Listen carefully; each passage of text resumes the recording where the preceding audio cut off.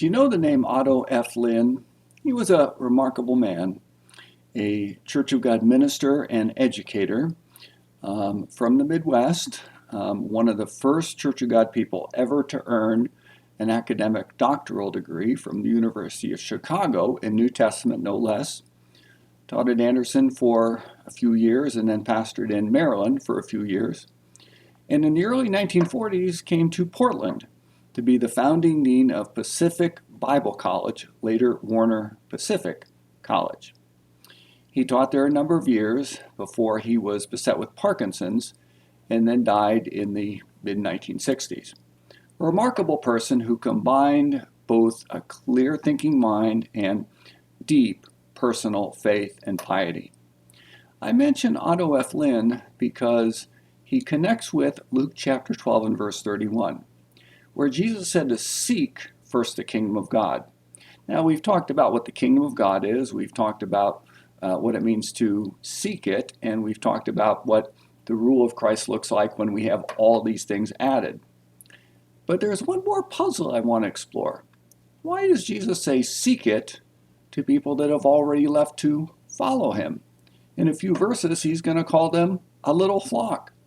So if they're already his followers, why does he say seek God's kingdom? Here we connect with Otto F. Linn. He says, as Church of God historian Merle Strege reminds us, the truth is something to be sought rather than possessed. Linn used to say he would write that people might think about these things and form their own opinions. In other words, it's not something to be defended.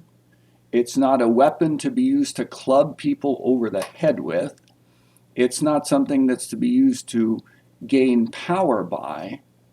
But one is on a perpetual quest to know Christ better, to understand the kingdom of God more deeply, to learn in a greater way the riches of what it means to follow the Lord. Maybe that's why Jesus says to people already committed that he's going to call a little flock to seek the kingdom, not a club to knock someone over the head with, but a perpetual pursuit. And remember that the Lord himself said, seek and you shall find. This is your daily devotional for Tuesday. I hope you're doing well. Hope you'll be perpetually seeking the kingdom. You might remember some of our great forebears like Otto F. Linn, and perhaps even sometime look up the writings of the Church of God historian Merle Strege. Pray for the church. Pray for me. God bless you as you serve him today.